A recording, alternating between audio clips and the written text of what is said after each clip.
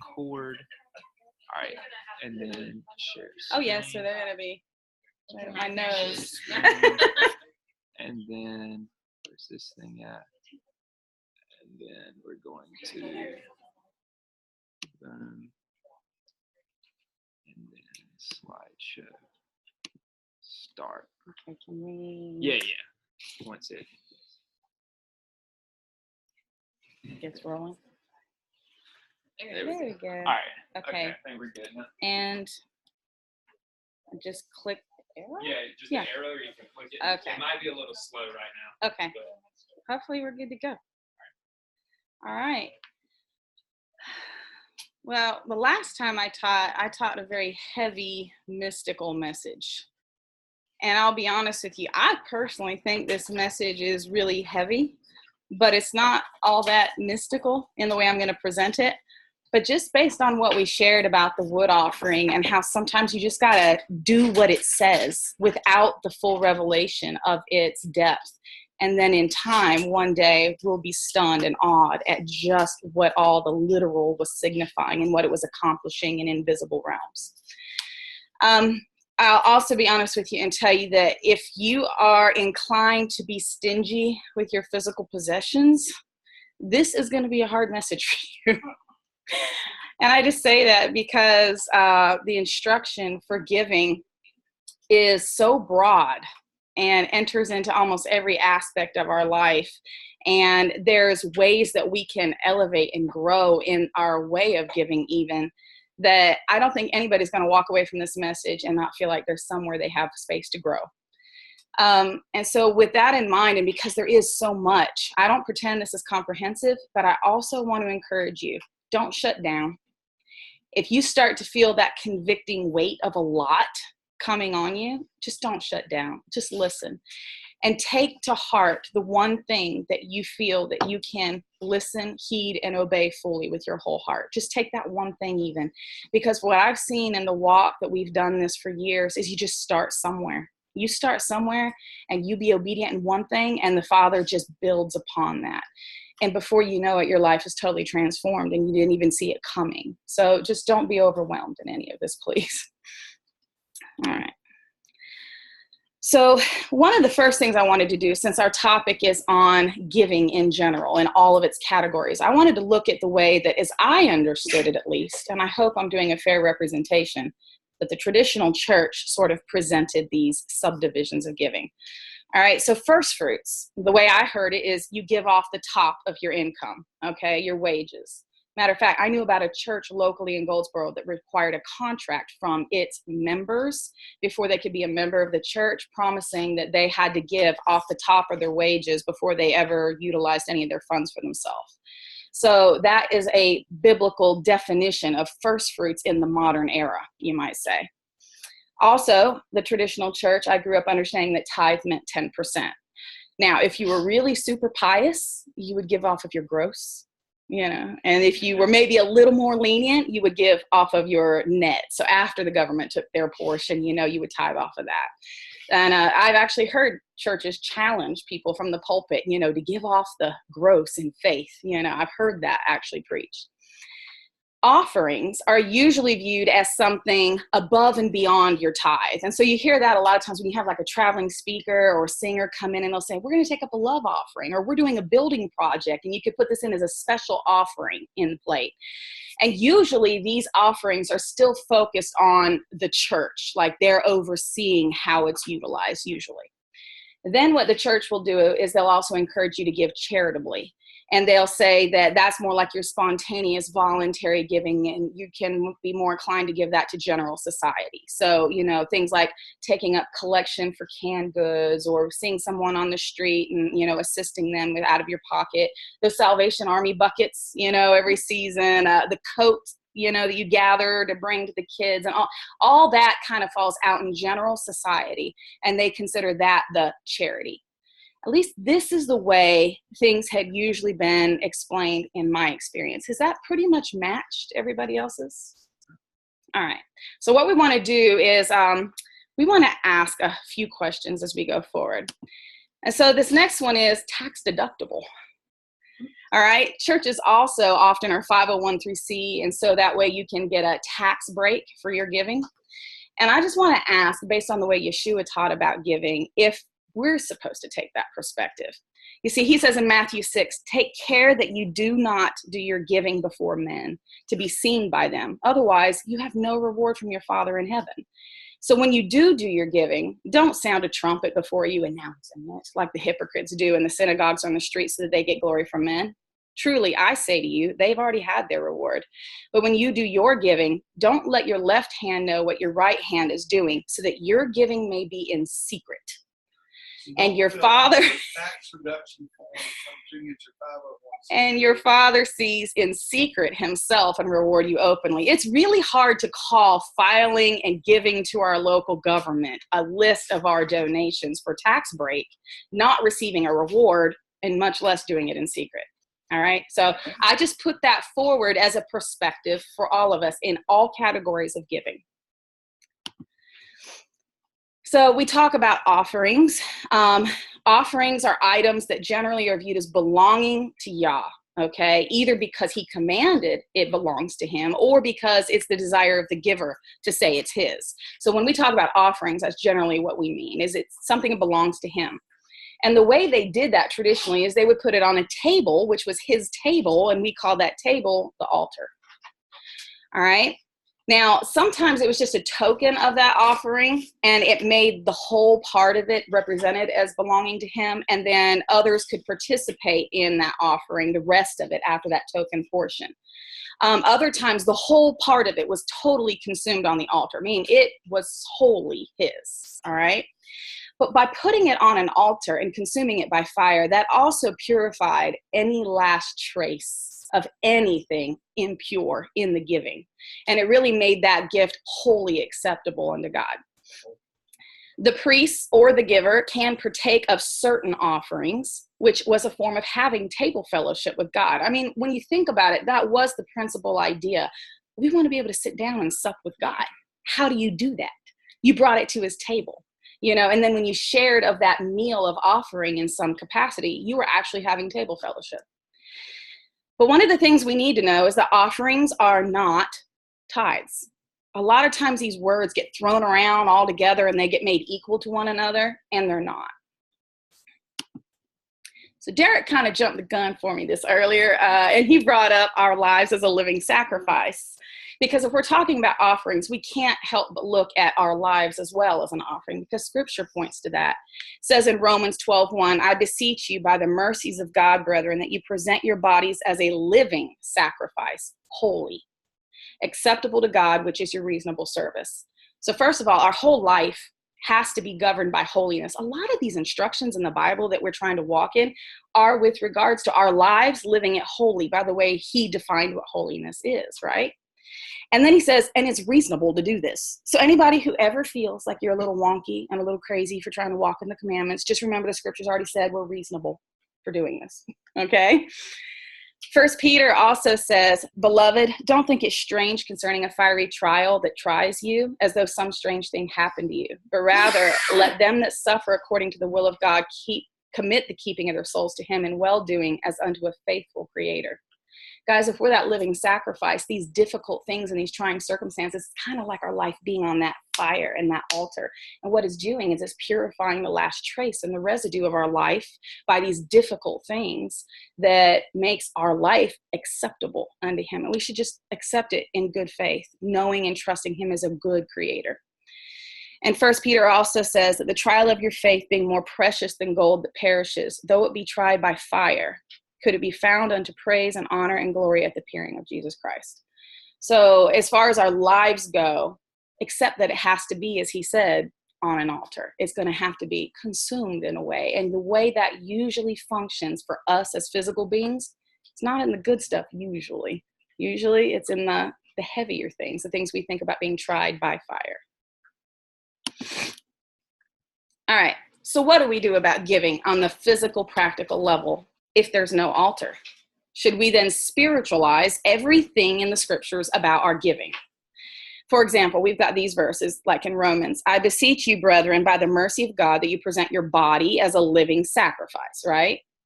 James also says pure religion undefiled, and offerings are a part of a religious practice, right?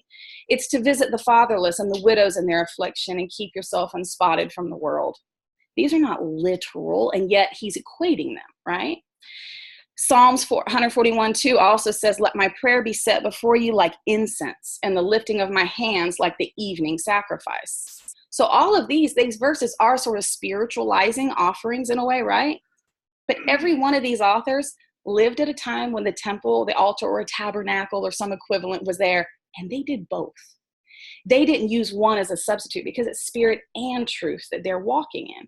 So we're going to ask ourselves the same thing. Are we walking in both spirit and truth? We do want to look at the spiritual content and the elevating meaning, but we also want to know, how do we literally, in truth, walk out these instructions? So I need to talk about binding and loosing just a little bit. Matthew 18 says, and this is Yeshua speaking, and he's speaking to his disciples, his apostles to be, whatever you bind on earth is bound in heaven, and whatever you loose on earth will be loosed in heaven. Again, I say to you that if 2 or 3 agree on earth touching any matter that they ask, it will be done for them by my Father in heaven.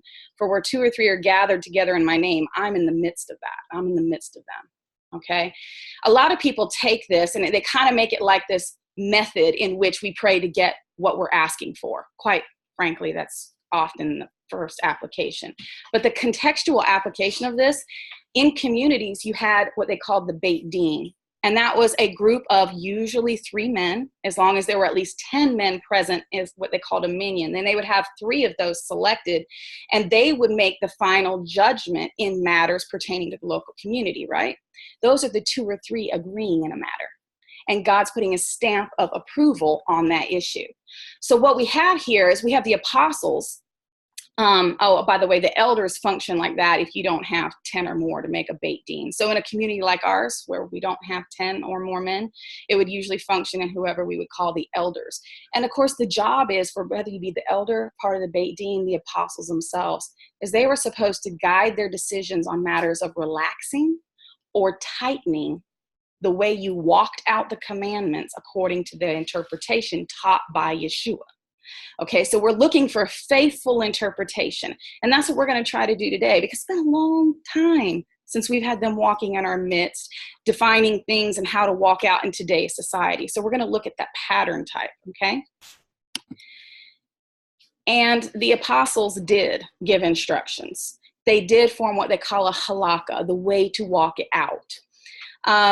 Some of the things, though, that we need to take note of is in the writings, both the New Testament and in other texts, like the, I'm going to say it wrong if I'm not careful, the Didache. Thank you. The Didache. Okay, the Didache is how I usually say it, okay? They do not have any direct mention of tithing. In the categories that are listed, tithing is not talked about by them. They talk about offerings and first fruits and charity, but not tithes. However, there are many offering mentions and charitable giving mentions throughout the New Testament and extra biblical writings. Clement, who was a disciple of Peter, he actually said that we're supposed to give in a very systematic way. That means you're not supposed to be haphazard or flippant and maybe sometimes and other times I don't. We're actually supposed to have like a method that we approach giving. So it would help if we had some guidelines, right?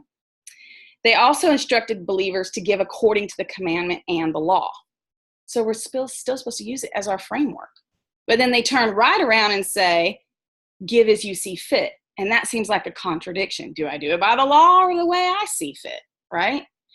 Really, that, I think, is best explained when you read the text. He's saying the commandment is our instruction. We must give.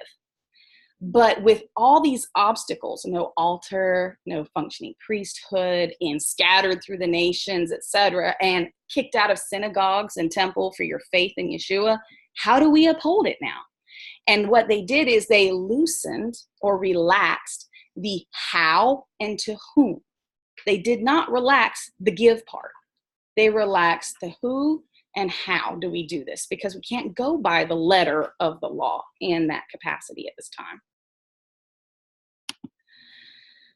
So one of the key things about giving and particularly when it gets down to tithes, is that the Levites were often the ones that received of it.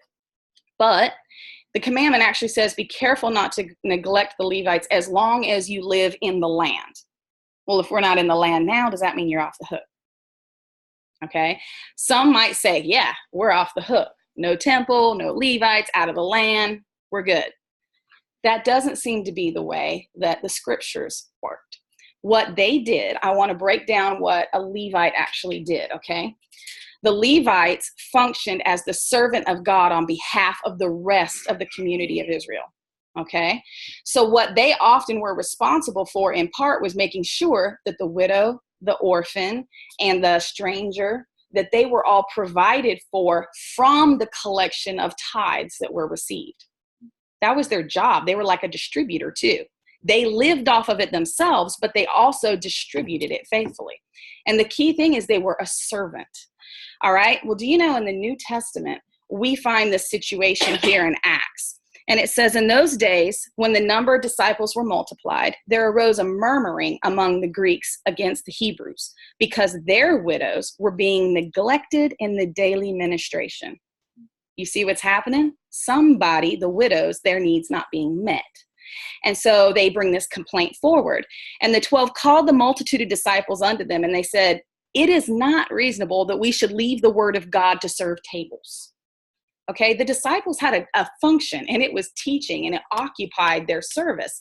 And they said, if we have to leave this off to go serve at the tables, this is going to be left off. And so they elected by prayerful consideration deacons, and their whole job was to administer to the widows, the orphans, the strangers, these things the community had collected together. If you ever wondered in a church when you have people voted in as deacon, if you thought it was they get to vote and they get to have the say-so about how everything goes, that is not a biblical model. The model is they were a servant. They were busy going about making sure the tables of the poor, stranger, the orphan, that they had food on their tables. Literally, they were those food trucks, going around is what they would look like today. And they were entrusted with the responsibility of the community finance that was for that purpose. All right. That's why First Timothy says that they have to be not greedy and inclined to materialism, because that would be a problem. Right? If you've got access to the purse, we've got a problem if you're inclined to greed and materialism, because you're going to abuse it. And they had all these qualities that they had to be carefully selected. That's how the Levites function. And what you see the apostles doing is establishing an office. And as a matter of fact, that word where the disciples say to serve tables, and the word deacon, it's from Greek, and it means to run an errand, to be an attendant, generally a waiter at a table. Okay, because that's what the Levites were functioning as. They were literally like bringing it in, and then the tables being met of their need is really what was going on. So the Didache attributed to the apostles now. This is their explanation to the assembly of early believers. And you got to remember, like I said, a lot of these were Gentiles coming in. They weren't going to be given access to the temple, but they got all these commands to walk in. How do they do it? Or the Jewish believers who are being kicked out for their faith in Yeshua. Now, how do they uphold the commandments, right? So the Didache addresses a lot of this, and particularly when it comes to giving. And if you think about it, we're pretty much under the similar situation today. So I think this applies to us today. Mm-hmm. The Didache teaches that you had to be very ready. Like they describe it as like your hands sweaty, holding on to it, ready to give, but use very good care and discretion in selecting who got the giving, the offerings, okay? The commands for sharing your resources within community is very plain, all right? The needs in-house got met first, and that's what you see in the New Testament as well, all right? And that was administered by the deacons usually. Teachers and believers, it teaches that believers were to be givers and not takers. As a matter of fact, it adds this word, woe, to somebody who receives, because if they're receiving and they don't really need it, that parable that you have to pay back to the last cent, they apply that as well to somebody who receives falsely. So if you're going to receive from the community, it needs to be in a state of need. because that responsibility is about as high. They attach woe to it if you receive wrongly as to the one who withholds. I mean, the responsibility is both the one receiving and giving is very high, all right? They also teach specifically that you're to give first fruits offerings. They name it as first fruits. So that didn't go away with all the changes to the access to the temple. They also then had to teach acceptable substitutes. Okay, if I can't give it to the priest, who can I give it to? And they break down how that order worked. And y'all have to note right out the gate, it's not by the book. It's not to the letter. So we see that loosening. It's within the framework of keeping the commandment, but they're loosening the how and to whom. Teachers and ministers of the gospel were permitted to live from offerings. Now, that live is very different than what you see in the churches today. You see pastors, some of them today, and they got bankroll. They're driving nicer vehicles than some of the people who are putting in the plate. If you are seeing an accumulation of wealth, that was not the biblical model. Basically, what the biblical model was is this servant in the assembly, he shouldn't be prevented from having a family and their needs being met because he's serving the community, because that was his job. And he couldn't have the two jobs and do full-time service. And the way a rabbi functioned in the past in a local fixed community, it was a lifetime appointment. Okay, so that man was whole, full-time dedicated, but his job was also not to be the deacon. The deacons had the job of running around to those errands. His job as the rabbi was to teach the word, and he got compensated for that. Now, if you were a traveling teacher, there were rules for that too. You know, if they asked for collection, they were automatically viewed as a false teacher, false prophet. If they asked for something directly, that's how they were to be viewed. The community was supposed to uphold the laws of hospitality. They were supposed to make sure they were fed. They were supposed to make sure that they got sheltered for 3 days. If it was longer than 3 days and they were a traveling minister, they were viewed as a fraud. So there was like cultural norms about preventing being taken advantage of in the community, but also there were expectations. You do this. If this person comes in, this is your obligation as you receive them. And that's why Yeshua said things like, if you go into a community and they won't receive you, that receive looked like something. It wasn't just like, oh, we liked your message. Nice to meet you. That receiving meant they sheltered you, they fed you. And if you had a lack in a garment or something, they probably made sure that was met too before you went on your way to the next place that provided and met your need. It's very different than what we see today. So what are the Diadache's rules for first fruits? Okay, first fruits are a subcategory. They're a special category of offerings, all right? With no priest, the Diadache says you can give your first fruit offering to someone in the office of a true prophet. Now, we got to realize this is not everybody who claims to prophesy, because everybody, according to Paul, was supposed to desire the gift of prophecy. We're not talking about a knack, a spiritual gift of prophecy. We're talking about the office of it, a true prophet. All right. If you didn't have that, then they said you could then take your first fruits offerings and you could give it to the poor, the widow, the orphan. So you see, they were giving permissions. That's that loosening that Yeshua said, whatever you bind or loose, he validated that. All right. Deuteronomy 14 is the instruction that they would have been working their framework. It says at the end of 3 years, you'll take forth all the tithes of your increase that same year, lay it up in your gates. And the Levite, because he has no part or inheritance, and the stranger and the fatherless and the widow within your gates will come, and they eat and are satisfied. And the Lord your God will bless you in all the work of your hand that you do. I'm just going to throw this out here. If you find yourself coming up against a wall in your career fields and you feel like you're not being blessed in your endeavors, a lot of people will go, oh, maybe I'm not in the right field. Maybe the Lord's redirecting me. Maybe you haven't been giving. Okay? Cause and effect potential here. All right, note, in the Diadache, there is not one mention of giving to somebody who won't work. Not one. All of these people who received, they received because societal law placed them in a position that they were dependent with no other help. Okay, if you're a widow, you didn't have a man's protection through marriage, you were in a tight spot. If you were an orphan, very similarly. If you were a stranger, you couldn't conduct business readily and easily with a reputation established in the society. Okay, these are the people. So you guys want to know who you give to, you know, on all this immigration debate? If they're not here to stay, that's the stranger as well, who's like coming through and who hasn't formally identified in the nation wholly as Israel or as your citizenry. Okay, the widow, the orphan. So there's space for us in giving because of whatever the laws of society are imposing. But you know, the people who are out there who aren't working because it's easier to live off the dole of other individuals, that part was never endorsed, not according to the Didache. So we find then that there's flexibility in interpretation. The Didache says, give money, clothing, or whatever you have. Now you have to know that traditionally all offerings were used to be only agricultural products.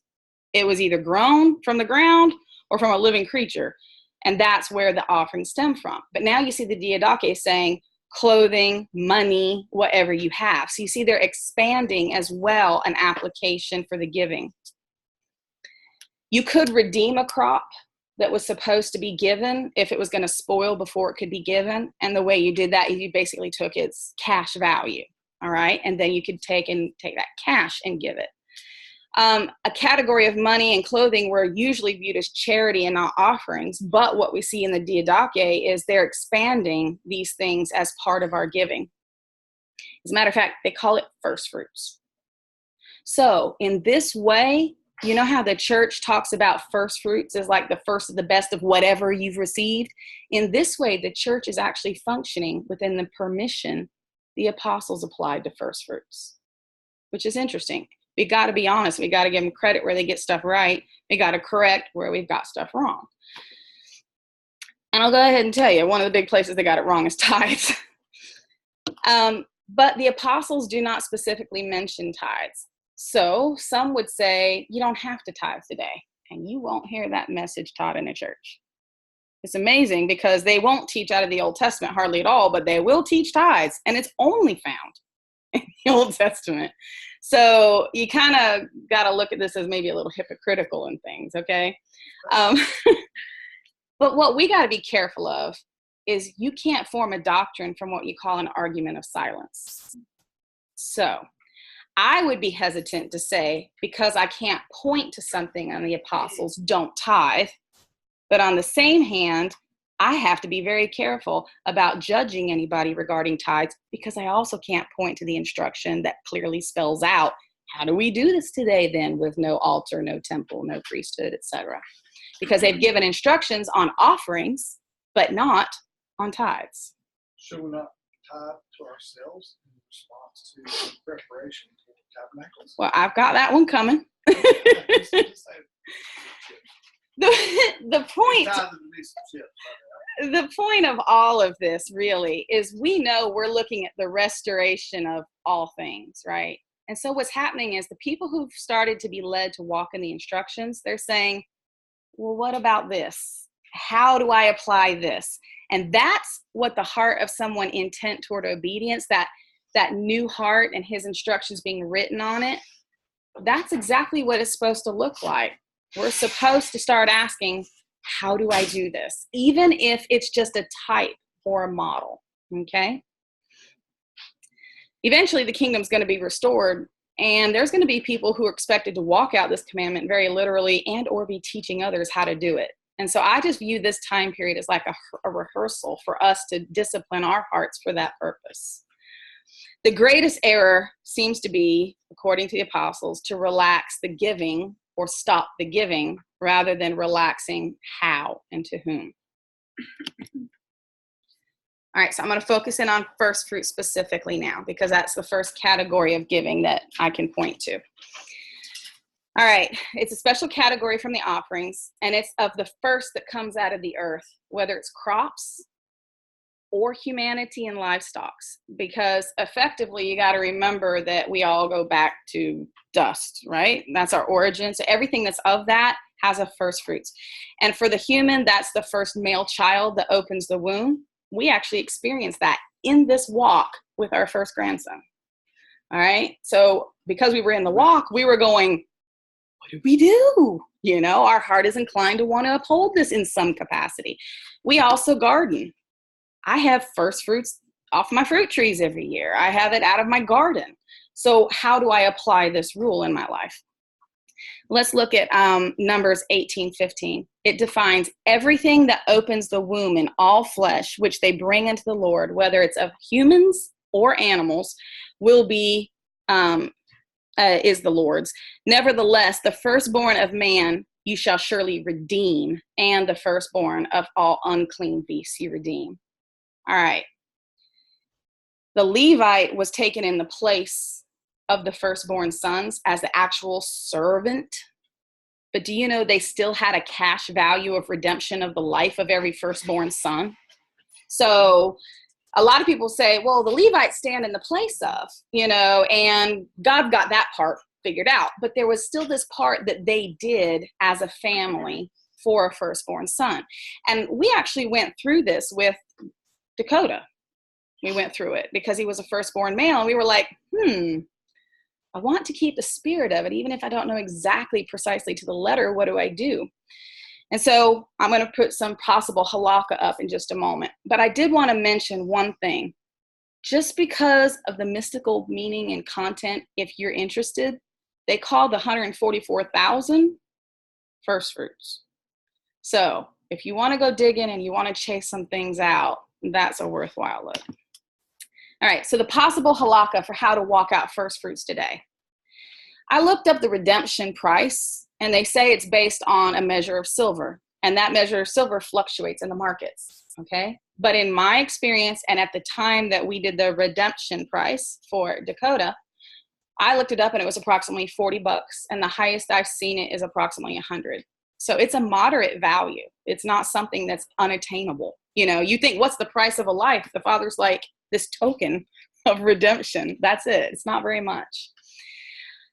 Also, what we did with Dakota, some of you know the story in that there was a challenge as to his life's existence. And so because it was near and dear to our heart, we were like, well, how do we sow this into kingdom? And what we did is we found a pro-life center that was local, that's run by believers. And we put that redemptive value into that because it had meaning for us with regards to his life. Because we know we're looking for an equivalent after the heart of the commandment. Also, the taking of a firstborn animal. Her and I, we got goats. So it really comes up. Anybody here breed puppies? Like, it's a profitable thing for you. Okay, that's an unclean animal. All right, like there's ways that these things might come up in life for you. Anyways, what we've done for a potential halakha is we take the street value of the animal and we put it into a kingdom work, or we've donated that firstborn livestock male to another believer because at least they would understand its value and its measure.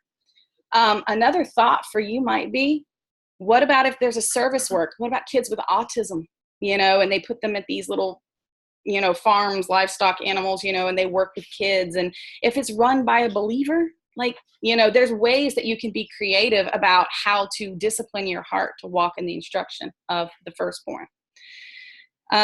Also for your food, we recommend if you've got fruit trees, because sometimes you buy a property and it's already there, you know, give of the first fruits of it to your local food bank or someone in the community who's in ministry, you know, just give it. The poor. Those are all suggestions for halakha today. You could also assign a cash value to those products from your garden, and you could donate it in cash form, all right?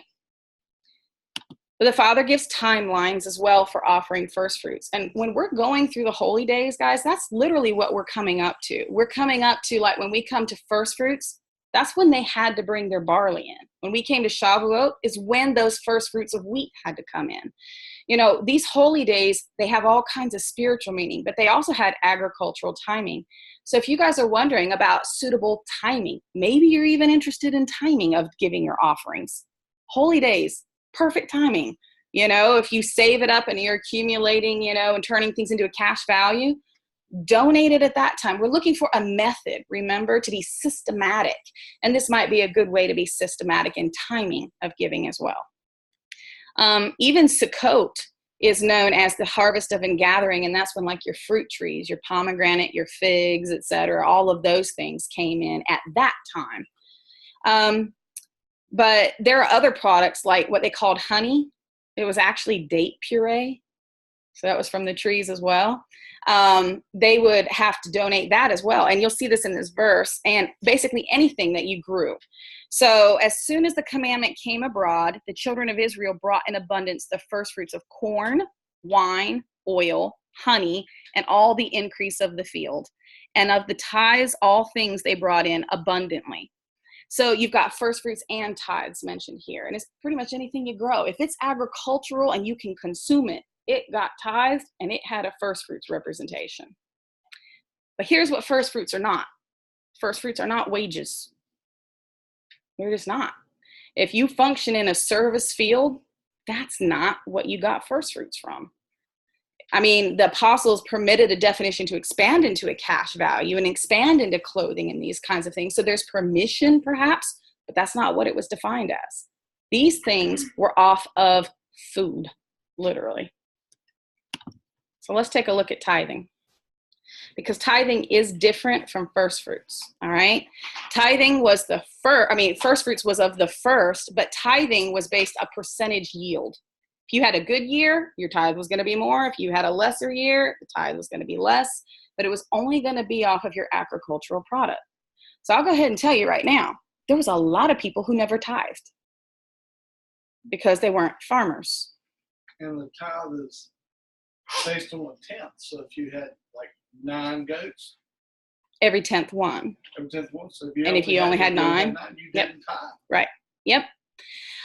But also, tithing was not dependent on your quality. You know how people get this mindset? Like first fruits is the first, the greatest, the best. All right. So you really did go looking for the best for that. But the tithe, the scripture flat out says it didn't matter if every 10th one was lame or anything. It was his. So you can have a bumper yield and everything in your garden be beautiful, and you can have stink bug riddled, you know, like it's here, but this is all I got, you know. The point is the tithe was based off of the yield, whatever it was, regardless of quality. Mm-hmm. Yep. Now, tithe was based off of 10%, and that's what the church is taught. But what I've never heard the church teach is that there were 2 tithes. So technically, it was 20%. Yeah, I had no idea until relatively recently. Okay. The Pharisees viewed even herbs qualifying for the tithe. And Yeshua told them regarding their tithing, the mint, the anise, and the cumin, he said, you've left off the weightier matters of the law, such as judgment, mercy, and faith. But he said regarding those tithes, that they were even tithing out of their herb garden. Like if y'all got a little tea garden on your porch, they were tithing off of it, okay? He says, this you should have done, but without leaving off the other. So anytime you think to treat tithes lightly, I'm just going to show you. Yeshua said, this you should have done. They were meticulous in this, but they left off the weighty. So you strained the gnat and swallowed the cat. So we do want to focus in and actually be intentional all the way down to that little tea garden in your porch. If you've got 1 tomato plant in a pot, you're supposed to tithe off of it. You know, I'm like, that just, you want to talk about upping your game on giving. Start being intentional about all these places that we have space that we might have just taken for granted. Tithing is not a substitute, however, for obeying our personal interactions with people. All right, leaving off the weightier matters. I can't be a philanthropist and give my cut in a big check and think that I get to mistreat humanity. It just doesn't work like that. And there are a lot of people who get praise and recognition as philanthropists today. They get news time and everything else, and they are accused of some very vile things. That is not going to be a substitute. So our tithing model is found out of Deuteronomy 26, and I'm not going to read the whole portion. I'm just going to tell you Deuteronomy 26, 10 to 19. It breaks down specifically tithing. But I love how he gives this promise. The Lord has avowed to thee this day, you're going to be his weird people. You're going to be his unique people, okay? You're not going to be like everybody else. Get used to it. And he's promised you that if you would keep all his commandments, and he would make you high above the nations that he's made in praise and name and honor and all that you may, and that you all may be a holy people unto your God as he's spoken. There's a huge promise that comes with tithing off of your mint. You know, there's a huge promise that comes with being faithful in all his commandments. And giving is a massive category. It is massive. The more I looked at this, the more I thought, we don't even touch it. Yeah? Go ahead. When you say that, I think it's interesting because that scripture that says that if you're faithful in little, you'll be faithful in much. It doesn't say the opposite. It doesn't say if you're faithful with a lot, you'll be faithful with a little. No, you're because right. we tend to dismiss the littler things sometimes instead of like, oh, well, you know, if I get this or this is a big deal. Right. But the truth is, like, the little things and the minor things and are really better measures of where we are. If, like, even when it says Yahweh considers the bird, not one falls to the ground without his notice. And it's noticing the little things that hit us. Right. You know, it's kind of like if we're outside and a hurricane's coming, well, we feel that wind. Right. But sometimes, and we pay attention, but sometimes when we're outside doing stuff and just like that a subtle little breeze, we don't necessarily always get it. Right. But it's just being sensitive and in tune and aware. Yep. All right. So I mentioned 20%, right? There's actually what they call a first and a second tithe. And I had never, ever heard this taught before in the traditional church. So they're really missing something here. And I don't know if we want to let them in on it because they might not apply it rightly and then they'll just double the expectation. All right. There's two tithes totaling 20%, not 10. There are two separate collected for two separate functions. It's called first tithe and second tithe. Okay. First tithe was gathered every year off of your harvest. All right. Flat out 10%. The second tithe was based on the cycle of which year you were out of 7. Okay. So you're going to take another 10%, but depending on the year, it would go to a different recipient. Of course, in year 7, no one was planting. No one was harvesting because it was the year that the land had its Sabbath rest, right? So you weren't going to be applying this tithe in the 7th year either. But God had promised he was going to give an abundance in the 6th year. So there should have been a lot of carryover for the 6th year to cover that 7th. So who were the recipients of the first and the second tithe? Well, the first tithe went to the Levites. Now remember, guys, what did I make the equivalent? If we don't have a Levite today, what did the scripture establish? Deacons, right? All right. The Levites had actually to tithe off of what they received. Did you know their portion went to the priesthood? Okay. So even though a deacon might be receiving, if he's responsible, his job was to make sure that there would even be like a tenth that went to the higher function even than that within the priesthood, perhaps. Let's see. I told you about the Levites. It was their primary job to sustain the widow, the orphan, the stranger. However, do you know if Israel wasn't doing their part, guess who else was poor? The Levites themselves. That's why sometimes in scripture, when you hear about the poor, it can be an idiom for the Levites. Okay? Because if Israel was being unfaithful, they were in the midst of that. Let's see. The second tithe, that second 10%, if it was year 1, 2, 4, or 5, then what would happen is that tithe was saved over or converted into cash, okay? And then it was used to celebrate Sukkot. This is the tithe that we're actually able to participate in. Now, how many churches teach you get to have and indulge in part of the tithe. They don't. But this does pertain to the second tithe, but only in certain years. So what we should probably be doing is looking for a way to do a cash conversion and put it in an envelope so that once a year we have this lump sum. Think how many people we could afford to participate in with us for that week off of the groceries saved off of 10% through the course of a calendar year. I mean, you want to talk about being able to feed the nations, like there's a capacity there. All right. In years 3 and 6, however, instead of saving it for Sukkot, it went directly to the Levite, poor, stranger, alien, or orphan. And you didn't get to participate in those years. All right. So I know recently I'd read a few years back and I was like, oh, we get to participate in the tithe at Sukkot. I didn't know the rules about it. I didn't know there were years I could and years I couldn't. I didn't know there was a limit to the percentage I could and an expectation of how much I ought to have saved back. So I didn't know the hows, and this begins to guide us with the method and being systematic. All right.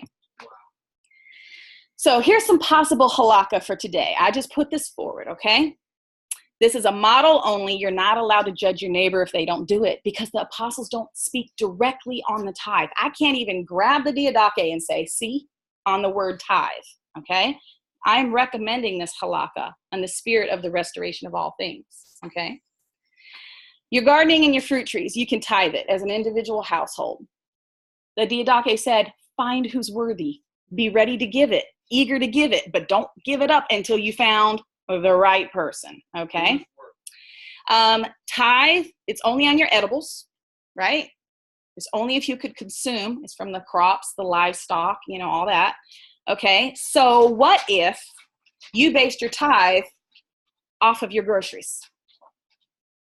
All right, let's say you spend $100 a week or whatever, maybe you should be putting about $10 worth of groceries into a local food bank or to somebody in community that has a need, or convert it into cash and be holding it over, in that Sukkot envelope.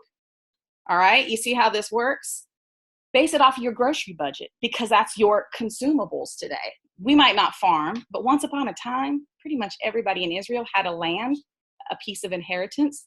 And unless they had sold it because of debt, they'd get it back in the Jubilee too, So everybody was liable to be growing a little something. And I just say all of us should be able to find some way of basing an equivalent if we're looking to do so. And I'm thinking groceries is perfect. All right.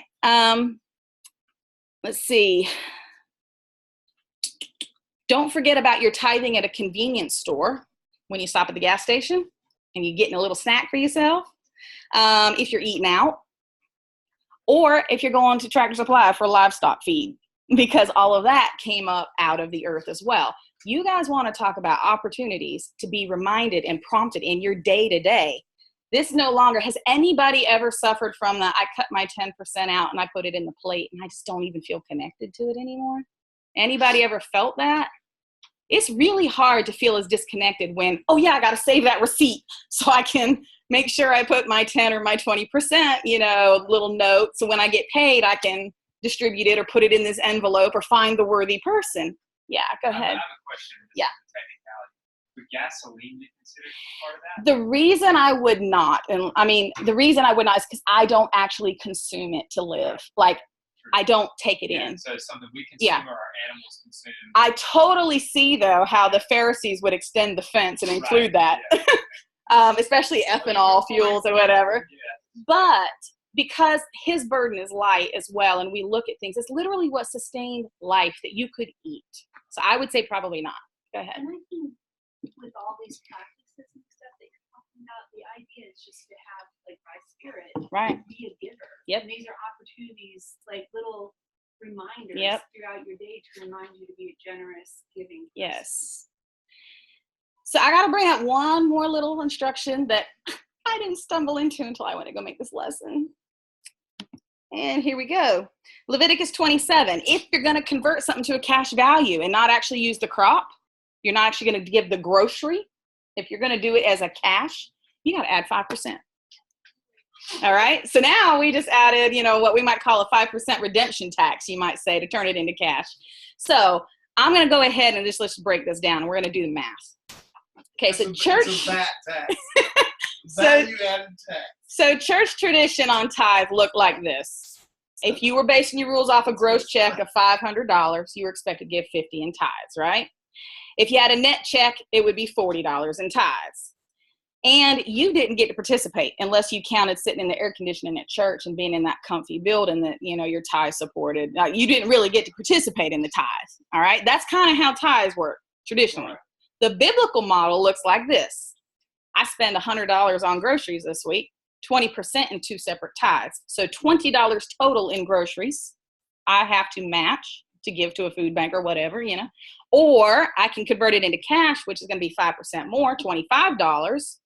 And then I can do with the cash the same as I would have done with the actual food, okay?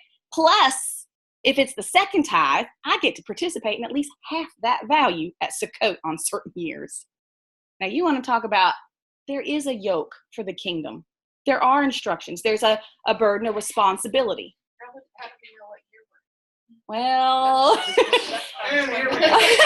we actually, Derek, no, we don't know of a certainty.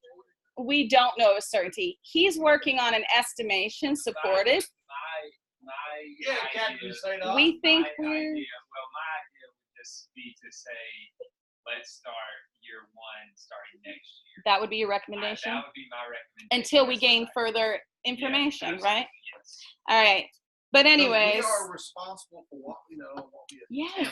Yeah, Yes. and That's what you're responsible until you have more information. And this is a very timely message because year 1 would begin right at Sukkot. Right. Because you're going Sukkot to Sukkot. Or it Right. might begin Wednesday. I don't know. Right. I don't know if it'd be. Yeah, Like trumpets or Sukkot is when it begins. Trumpets or Sukkot. Agriculturally, my understanding is you weren't even finished with the harvest until Sukkot. So Okay, I would Sukkot. incline So Sukkot. All right, that makes sense. The last day, going into the 8th day, everything, the cycle starts new. But I just want to just point out that, yes, there's a burden. Yes, when we say the Shema, Kara, I don't know if you were here that week.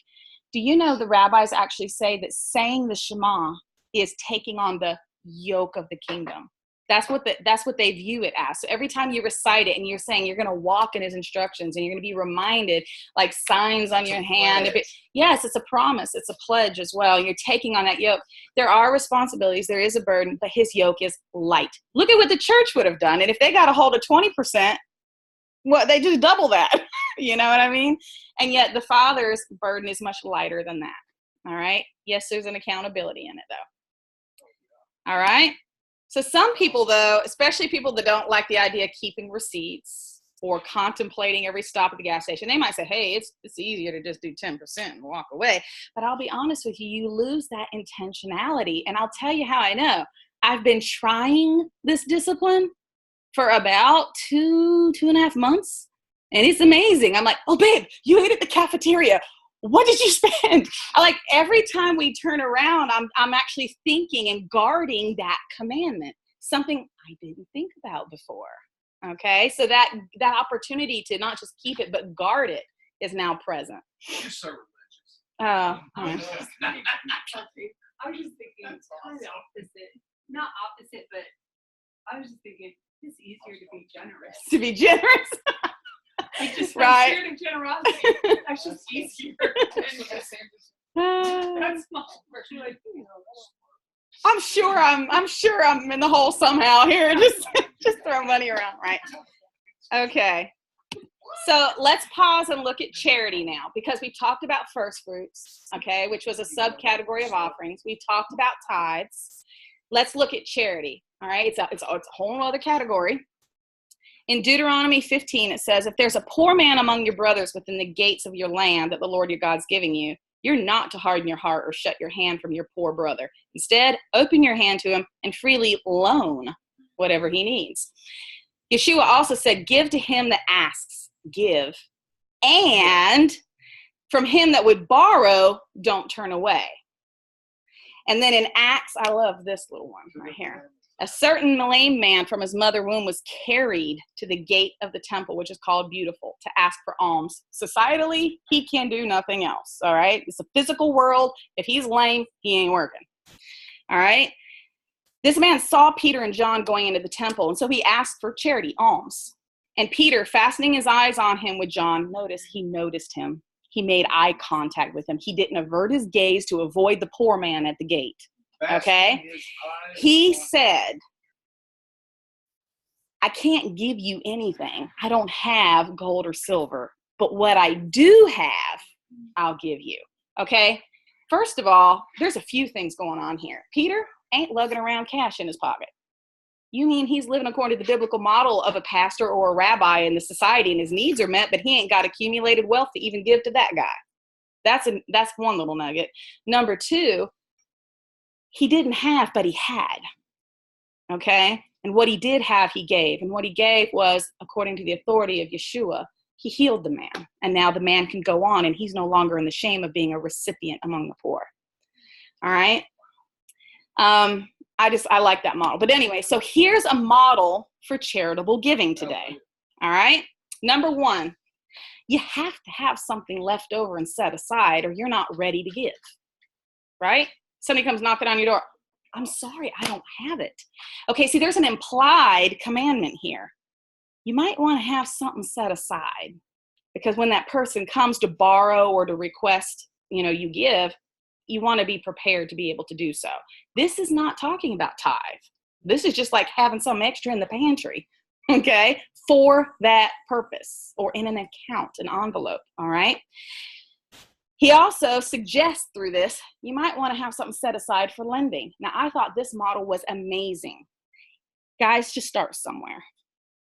If you could only set aside $2 a week, do it. Then when that person comes and he says, hey, now this borrow is supposed to be for life-sustaining purposes. It's not meant to be, hey, I want to go buy this shirt. Can I borrow $10? That's not what we're talking about, okay? This is life-sustaining purposes. This is, my kid's outgrown his shoes. School starts. Can I borrow? There you go. No naked feet. They're going to pay it back. You get the idea. All right. So what you do, you set aside, and you do this faithfully. If I can only do $5 a week, okay, in a month I've got 20. In 2 months I've got 40. Somebody knocks on my door. Can I borrow? They borrow 30. I still got 10 in there. That guy pays me back. And I've been putting back in. I've been putting back in faithfully. Next time, I got enough to borrow to 2 people. And then if they pay me back and they're putting it back in like faithful believers, when you borrow, you're giving your word, you pay back. These are believers, your brother, okay? So what you do here is you're building up this thing because you're being faithful to always be ready. And then they're paying back faithful to their word. You know what happens? You need to be that very generous lender. Here's the rule, though. If they're a fellow believer, you don't receive with interest. You give freely, no interest, okay? But if they're an unbeliever, you can receive interest off of it. All right? This is how people became generous in their ability to give. They had to be prepared, though. They had to start somewhere.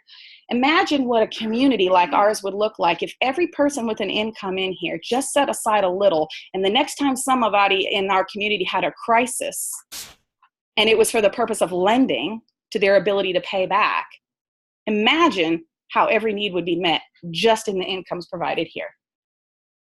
Just like that. And that's how the Amish do it to this day as well. I heard a story recently. I just read one. This woman, 6 kids and a baby on the way, I think was the number, and her husband perished. And somebody says, what in the world happens to this young lady? And they're like, the church takes care of it. They're going in, they're finishing, they're filling up her barn, they're putting her pantry full. They're like the whole community, not one person. It doesn't fall to one family. It doesn't fall to you, John, to meet his need. It falls to all of us who've been planning accordingly to our ability. And then collectively, you meet the need, right? And then this lady has no lack, even with no husband. That's how it worked. And then usually a deacon was responsible and organized and established in making sure these things got done.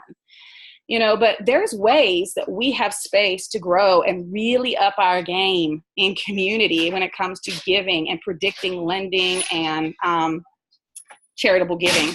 All right. Okay. Now here's the thing. But I'm broke. Right? Okay, first of all, you have to anticipate the possibility that you're going to be asked. So even, I don't care if it's $1 a week, anticipate it. Set it aside, be faithful with little, okay? Number 2, Recipients are not the same as a charitable agency, because if you open up the mailbox by donating a check to even one agency, you're going to get 50 requests flooding your mailbox. Yes, ma'am, I know. Okay. The Salvation Army bell ringing at the holidays. And I mean, the collecting of charitable things at certain times of year in our society is ridiculously high. Guys, we're supposed to be prepared to the one who asks and the recipient who asks to borrow, etc. Agencies only work this way if they're a qualified, administrated by a believer, okay? Secular agencies would never have fit this model. They never would have. But there are a lot of things out there that are run by believers who have very high standards, who are not making a profit. They work bare bones to keep the agency functioning so that they can do their good works. Find those things, if you're going to give to an agency. Don't feel the guilt of every secular entity requesting some good deed out of you, because you're actually supposed to choose very carefully. All right. Need is also not defined as wants. Guys, I'm just going to go ahead and throw this one out here. We got a lot of cool things at different times of year, and I'm not saying the Father doesn't utilize those things. Let's do it at the gift season and make sure kids have toys. That is not the biblical command, okay? The biblical command, food, clothing, shelter, water, and if they're sick. Those are literally the least of these in the midst of us. Like, those are their needs. Shelter didn't mean you paid their mortgage. Shelter meant you provided a safe place for them to sleep, okay? It could mean they're bouncing. It could mean you give a hotel stay for a night. But the objective was the base needs for their life to be sustained. We've got things really warped in a rich society too, where we feel guilt because we don't give bigger, that are often creature comforts and they're not necessarily needs. So if you're going to have to go selecting, unless you literally are just abounding in things and you're looking ways to just, you can narrow your focus and know you're within the biblical model by just kind of sifting through some of these other things that are considered charitable giving. It is possible, however, to have nothing, like really have nothing. Peter didn't, but did he have nothing? So what I'm going to ask you is, what do you have that maybe isn't cash value? Do you have time to meet somebody's eye and have a conversation with them? Are you able to do a service, physical labor on behalf of an individual? Or do you have the capacity to pray for them and ask the Father, for them to be blessed and benefited? Next time you walk past somebody, you say, I'm sorry, I don't have anything on me. And this one hit me hard. Do I really have nothing on me? That's the question to ask yourself. But don't deceive yourself in the process. If you have to give it, do not think a word of prayer or a blessing is going to cover it. In James 2, he says, if a brother or sister be naked and destitute of their food for the day, one of you say to them, depart in peace, be warmed and filled, the blessing, God go with you, but you don't give when you have it to give. The things that were needful for their body, what profit is there? Even so, faith, if it doesn't have an action behind it, is dead. Okay, so don't deceive yourself either. You know what? I'm going to stop. I'm going to have a conversation with them, and I'm going to pray with them, and I'm going to go on my way, if you really have a means of doing something different. But again, notice the narrowing in this verse. If a brother or sister, you see how this stuff it gives you permissions for how to evaluate. And I kind of get that, like holding on to it and waiting for the worthy recipient. You see a lot of space here for us to be able to do that carefully and be sensitive to what the Father is telling us to do with those charitable giving. All right, we can also elevate our giving. There are 4 levels of charitable giving according to what I recently studied. One is, okay, if I give to you in need and you know me and I know you, that's the first level. It's the entry level of giving. The next level of giving is, you don't know I gave it to you, but I know. I know who received it. Upping it even further is, I don't know who got it and they don't know who gave it. That's using a middleman. Think like the deacon, okay? Because he's not technically the one giving. He's just administrating, like divvying it up. That's where using an agency can be a really nice thing too. And the highest level though, what did Peter do at the gate with the lame man?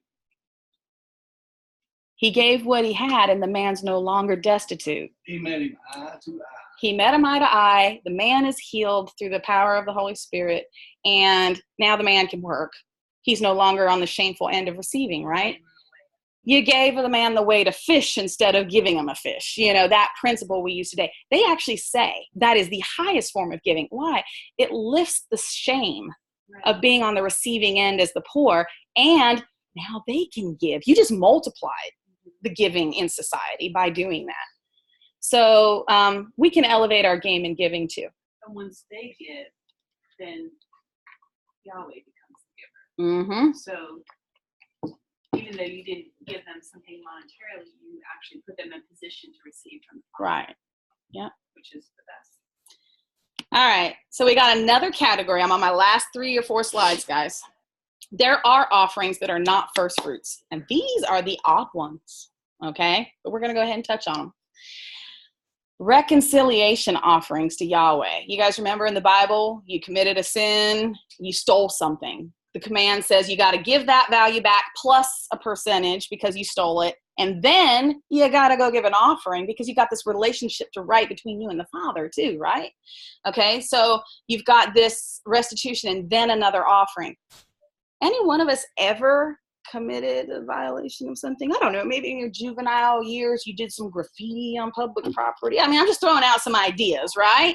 Okay, you got to right the wrong, you got to do your restitution. Oh, and did you know it's probably a good idea to drop a little something in the offering plate, like idea, because that was a kind of an offering as well, all right? Here's another one for you, Thanksgiving offerings. Somebody was blessed in a tremendous way. Okay, they got a windfall, their business is taken off, and they just feel so grateful. They acknowledge the Lord in it, and the way they would do it was a Thanksgiving offering. Well, what would that look like today, you know? I'm going to go ahead and throw a few of these out as examples here in a minute. But the purpose of that, the Thanksgiving offering, wasn't just to give an offering. It was to be able to say, yo, God is so good. He's done this in my life. All right. A votive or a vow offering. This is a type of offering where you basically said it. You were going to give something to God. It kind of goes like this. Lord, if you will, I will. Okay, that's like a votive vow offering. Basically, that is another one we need to look at. Purification offering. I'm going to just throw the first one that came to my mind. Women had a baby. There's a certain period of time they're unclean. And then before they're considered clean, they were to give an offering. Okay, so the first thing that came to my mind is, yeah, we don't have a temple. We're not approaching that place in the sense of cleanliness. But, you know, people have babies. You know, and in the model and the type, perhaps an offering is, you know, suitable here. And then lastly, free will offerings. You gave just because you wanted to. All right. So what could the halakha for that look like today? All right. If you've offended in a covenant and you've done restitution for the damages, like you gave back what was stolen, et cetera, also give a cash value to a kingdom work as a model of the trespass offering. All right. If you've been blessed mightily by Yah, maybe host a barbecue dinner. You're paying for everybody you're inviting, but make the point to be able to say aloud to everybody why they're there. You know, host it for everybody out of your pocket, but to advertise his goodness. Okay, if you've bargained with God, Lord, if I can pass this test, I will, with the generous income I'm now going to have boosted, you know, in my life. Keep the vow. Do it. How many of you guys, if I could just get a raise, I'll tithe? Do it. Okay, if you've made a vow, keep it and quickly. Don't delay. If you have cause to believe you've been unclean in any matter, here's a suggestion. Find something administrated by a believer. Like, ever seen these like clean water projects? If you're unclean, you remember, and like you had to baptize and go to an offering, so maybe consider finding one of those, you know? Bring something that helps purify other people in the very physical aspect, you know, in life. I'm just suggesting ways that you can walk in this intentionally even.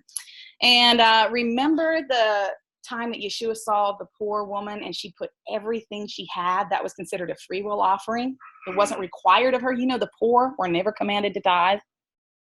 They were not, because they were the recipient. They were not in a position to give, okay? She gave all. That was a free will concept for her. If you consider a free will offering, just be generous. If you're going to give and you're going to give freely, just be generous. You can't go wrong with that. And capture the attention of Messiah, just like she did. All right. So for my last slide, the apostles demonstrated through their halakha a freedom in the keeping of the law. Do you understand what we just did? We're still seeking to keep it, but we're keeping it in a spirit of freedom, not bound by how do I walk this out to the letter when, okay? You're not to force others to keep it by the letter when you can't lawfully do so, trying to substitute it, trying to build a new altar, trying to do these things to the letter outside. That actually is sin. All we can do is follow by the Spirit and the intent and create a model. And that's what you see the apostles doing as well, by the way that they relaxed how to uphold the commandment and who and how to give it. They didn't set the law aside altogether. And my attempt today was just to be in that same spirit and encourage you guys not to be legalist about it, but to look at the heart of it, because we remember the letter of it that inspired the whole consideration in the first place. All right. So that's the 4 categories of giving. Lots of place to grow. So can you go back just off the top of your head, the 2 tithes? Yes. So when we're tithing, we should be giving 25%. If it's a cash value. 25% the cash value. Split 2 ways. So 12 and a half, correct? Yeah. Okay. And the 1 tithe goes to Sukkot most of the time, and then the other tithe goes to what? It went to the Levites. So we would call those deacons. So you could find an agency that's of believers that's ministering to the poor, the widow, the stranger, the orphan. Now let me ask this question. Could we do that like ourselves, or do we have to go through an administrative? I do not believe we have to, but the one negative of that, the one vulnerability is I know, I always know. So there, like, I wouldn't say it's either or. I would say feel free to do it yourself. But when you have something established, maybe within community, we could begin to look at this, you know, a way to do it as a unit and anonymously. And I had one other question about offerings. Was there, and because that was like the very first one, I kind of forgot now, but was there required offerings? Okay. The trespass one, you know, like, that one was required. The purity one, that one was required. Those types of things, yeah. But not like, okay, I got you. Never mind. What if it's purity? Does that mean that never mind. I'll ask that later. Okay. Basically, go back through the list of the requirements, and you can pretty much look at that and go, maybe I should put $5 in that envelope for who I need to give it to, you know, in the Lord, you know, because this circumstance fits my life. And so you just kind of put acknowledging in a cash form value as an offering. So churches, you notice they say tithes and offerings. They know there's a distinction, but there's no explanation or teaching regarding it. So are you saying the purity ones for the Levites? No. You said go back to. No, go back through, because there's things like a woman, she had a baby. Right. Like there's a purity one that could apply to somebody in our community, you know? Yeah. So these things come up. Yeah. I'll go back and look at all the scriptures and And like I said, don't get overly, like, you guys remember there was like a poor tax too, like it was a pigeon. Like it was supposed to be like it can just be a few bucks. It doesn't have to be a lot. But the redemption price, like for a firstborn son, like I said, it was like, depending on the rate of silver, you guys can look that up. You can actually look up stuff like what is the rate of a half shekel or whatever that was today. And it changes in the market. And it was like $40 when we did Dakota. So, how does this look for us right now going forward, coming into this season? My suggestion, I would start somewhere. And for me, my model, because I wanted to try it, I wanted to see if it's even possible and how hard it is to do or not. I started with my groceries, and I was like, I'm going to say 10, and I'm going to put it in this envelope, and I'm going to bless people who are in the ministry in our assembly, who have needs in our assembly. I'm going to bless believers with it. I'm going to, like, that's how that's getting used. Or I can take it to a food bank. I actually have crops. We took heaps of potatoes to the Mad Pantry for the purpose of, and I equated it $5 a pound in Walmart. I put a cash value to it, and we weighed these things. And I was like, this is how much we put to that, So there's ways you can do this, but you can just take your total receipts and say 10%, and you're going to put it in this envelope, double that. Well, remember, it's plus 5% if you're making it cash instead of actual food and groceries. So you're going to have this other over here, and this one you're saving on most years for Sukkot. It's just sitting there. And this one over here, you're actually going to be looking actively. Maybe you want to carry a few bucks of it around with you because you never know when the Father's going to prompt you with that individual, and you're ready. But it's in a special spot in your wallet because it's for that purpose. And the point she made there was talking about, the percentage of the cash value of potatoes. Well, most of the time when you were paying a tithe to the Levites, you were giving them a share of your crop. Yeah. Because those folks did not have an inheritance. They had to eat groceries. Right. So you're giving them a bag of carrots, some rutabagas, whatever it is. And for that reason, do you understand where the 5% was added for? Because if you're giving cash to the Levite, they have to go get their grocery. There's going to be a profit for that seller in the market. Right, so it's just offsetting. It's not really a penalty. It's keeping it just. Yeah, you may give them a bushel or something, but they don't need a whole bushel. They're going to take that bushel to the market and trade it. Then right, but if I gave them cash and they need that bushel, they're going to be paying that price plus the profit for the farmer. Right. So there's the 5%. I just also love the whole Sukkot idea because say we take your model and say like legitimately $10 per household. Okay, that's an average $10 a week per household. That's $520 over the course of a year for one household. You multiply that by 5.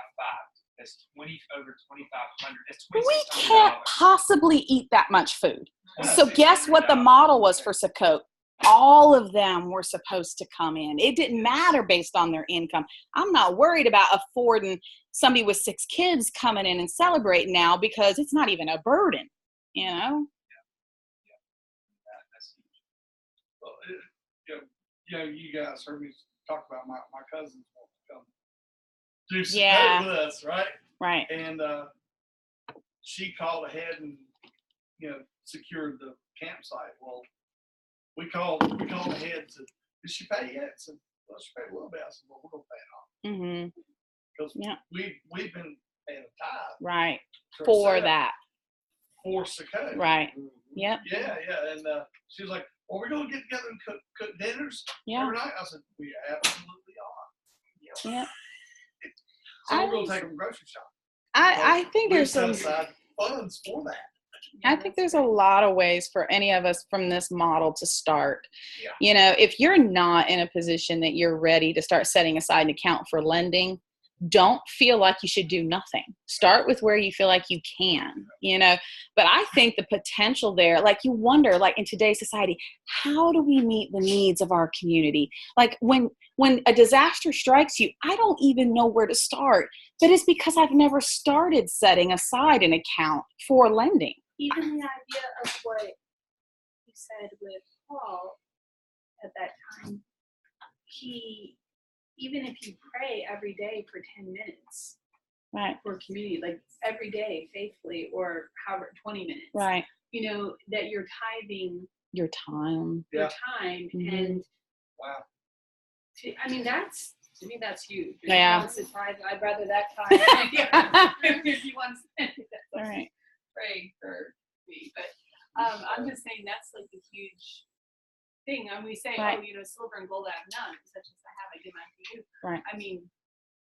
That's huge. The silver and gold is actually the lesser. The silver and gold you can earn back. The time is gone. Mm-hmm. You don't get that back. Yeah. It's a precious commodity. Yeah. Yes, indeed. So do we want, as we move forward, do we want to sort of try to create an office for someone in the community if we have a situation where we can bring stuff and say, hey. Right. I'll be honest with you. That's what the apostles did when they recognized the need existed. They set it up because they didn't want to detract from the other things the community had to do as well. So like teachers should not be running around having to do all these other things, or this suffers as well. So like having the office for that purpose works. Also, if you want to give, you can, through your own disciplines, keep a separate account, and you can do that. However, it can also be very tempting when that thing gets up to a certain point, look at it and say, oh, look at how the need is provided, and use it for yourself as well. And so it can be difficult if it's not kind of put in a lump. I can tell you the example in the early church, there was a collection. It didn't stay. People got to give out of their own, like nobody made them, but yet once it was given, it was part of the collective pot. But they could be the person in a state of need the next time, Oh, and if they left, my understanding is it wasn't like you could go back and say, hey, I get my part back because I'm leaving, because it actually did belong to the community whole, is my understanding. So there's a lot of things you got to be prepared for in your spirit and the ruling of how all this stuff works. But it all has to be outside of a 501(c)(3). Like, exactly. Yeah. Yes. They can't operate that way. So I'm just saying you can start within the discipline of your own home. Oh, I even said, one of the things, the idea is like, you go out to eat, if you're going through a drive-through and you're going through that part of town where there's always somebody there holding a sign, just buy 2 meals. You've just matched your, done more than in your tithe, or buy something, to take and drop off as you go on your way. There's a lot of ways you can try to implement this concept in your thinking. Well, I mean, me personally, I think it would be good if we began to pray about having, and maybe who that would be, or if it's 2 people, whatever, and then make a decision, maybe Right. the innocent code. We used to do that. Yeah. I know we did back in the day. That with the Saddam. That's what a lot of that was for. And then what we did is we started doing here's the situation. We need $100 an ant killer for Sukkot. Can we donate? We need lamb for Passover. Yeah. Can we donate? We just hoped it'd come in. Yeah, I think this would be a much better model. And I think that it would be a lot easier if we put it in and we say, okay, like, here we're putting it in this, it's going to stay safe. Right. And it's not even that it's not even the idea that it's a much better model. It's the idea that you get to actually do what you're supposed to do, and you're following like principles that Yahweh says, and then you get blessed in doing that.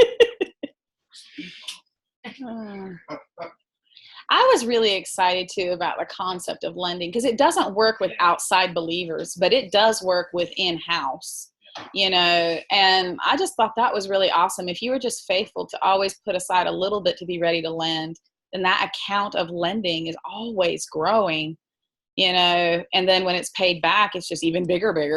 I just thought that was awesome. I have an idea. Yeah. Like, if we wanted to, we could set up like a PayPal account. Everybody have an email address. Just check your money back. And then have 1 or 2 people charge. That is true. Won't PayPal take some of that money? Yeah. Yes.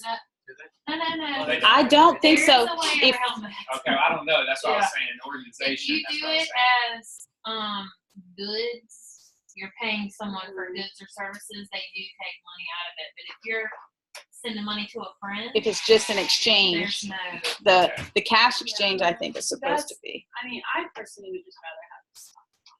I mean, that's just me. I just feel that way. You got the digital age people saying, I don't even carry cash. I don't know how to do this. It was funny. Cash. I What's told her that? this week, I was like, you need to have cash on you, Caroline. It was so funny. I don't keep cash either. I don't keep a lot, but I do like to keep some on me just because people do ask. Now, if This I'm is true. If you intentionally- never have cash on you, Yeah, you're this is never awesome. ready to give. How you gonna build that personal corner? I do with food. This is true. I mean, you can do that, but I mean, a lot of times, someplace, and I know people say, oh, you know, you don't know what they're going to buy and stuff, but if I feel like led, I was like, Father, you know what? You knew the way I was going to take this morning. You knew my time, my path. The person's there. There's need. They're saying they're hungry. There's another thing that could be done for individuals. Not this wouldn't work in the collective, but you know, you can get those prepaid cards that you transfer money to, and then it's always on your person, and you can go up to, you know, various places. You can cash it out, or you can just digitally transfer, but from a separate account, you know, with a prepaid card. So there's ways. Yeah, and I just don't like everything so electronic. I've been having some issues with electronic stuff and like money and accounts and security and stuff like that. So I just, me myself, I don't like a lot. I like having what I have, knowing it is, walking in, putting it where it's supposed to be, and being done. Be done. Yeah. Yeah, that's just me. Yeah. And there's no reason why you can't do both if you want to. Yeah. I think as a community though, we probably don't need to have two separate accounts, like something digital and something physical. I think we need to choose one and let it, as a community, have that. And whatever you want to do with what you want to do is your own. Well, I can also tell you another advantage to the cash is it's relatively anonymous. And I'm talking about in the eyes of governments as well. You know, it's relatively anonymous. So. Well, if we're already doing the envelope thing, you know, where we're being intentional about taking that 10% or 20% of whatever we just spent at the grocery store, Right. 25%, Right. and putting it into the envelopes, and we should have cash. It's kind of hard to be intentional. Electronically deposited into an envelope of your. Well, it's interesting, especially like I said, for people who when you check out. Yeah, that's honestly what I've been doing. I go to the grocery store and I'm like, oh, I just spent 140. That's 14.20 back. Yeah. I've actually started doing it, and I keep a little record, like I'm like credit 6, you know, so that way I can look next week and I'm like, oh, I went 28. Okay, I get a 20, and then I still have $2 to put in there. You know, and it does sound like a hassle, but I'm telling you, what it does is it makes your day to day very intentional because there's something to put your hand to. Those little meticulous mundane things like actually become holy. Yes. Yes. And we make you because you're looking and you're saying this isn't $3. This is $3.60. Yeah, right. There is one other thing that I want to bring up about Sakota. If anybody like feels led to do so, the big gas tank that we use during the week, and it takes that whole tank for the duration of the week. Will be good with that one tank. It's approximately $55 to $60 to get it filled up. And we have porta johns, right? When you say gas, you come out like The tank, Propane. propane, yeah. For the gas grill, And the big cook stoves and all that we. I have 2 30-pound drums given, 30-pound tanks were given to me. Mm-hmm. Yeah. We have. It'll take me a year and a half. Well, it would take us a week. During During that, now any other time during Sakota, if it's not Sakota and we use it, we fill it up, and it'll last me a year. And then usually around, like, it's been empty for about 2 months now. And we're close to And Sakota. about that time, you know, it's time for Sakota. So, but I just wanted to put that out there in case anybody felt like they wanted to contribute to having that filled up. How much what? What is it's like 70 each, right? For the week. And so if we do 2, It's like 80 by the time you do tax. we did 2 one year, and then I think because of cost, and last year we only did 1 because cost. That's what happened is that's how much came in.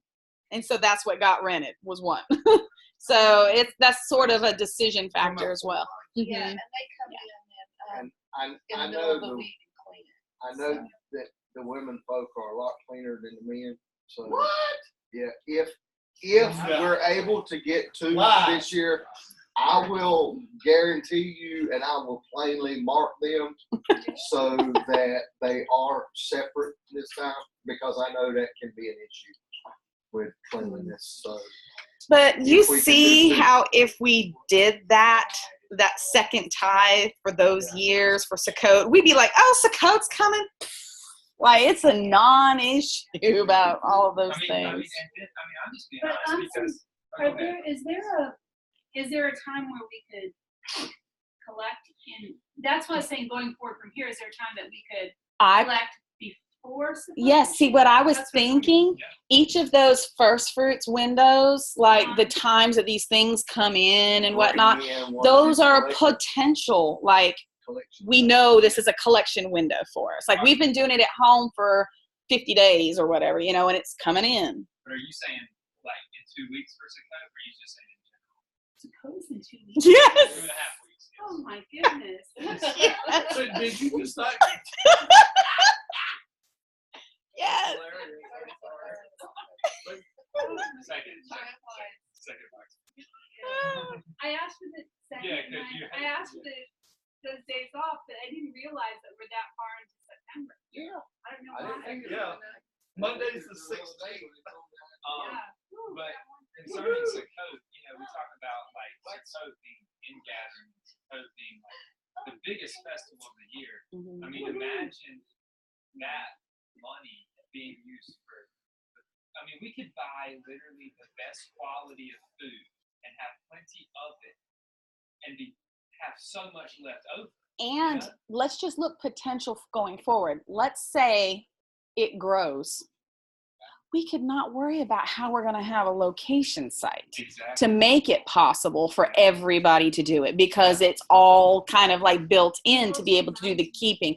Technically, it's supposed to be food, but the thing is, if it's about can they participate or not, well, we can only fit this many people, like we don't have to worry about those boundaries as much if there's a fund. That is so true. Amen. Amen. So.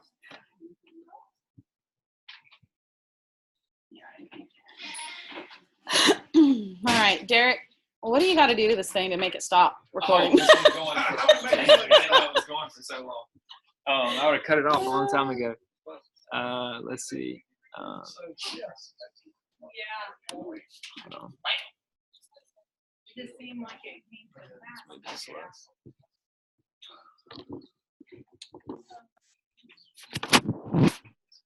Oh my goodness. Here we go.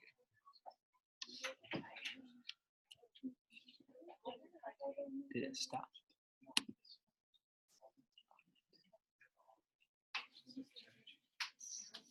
Oh, shit. We want to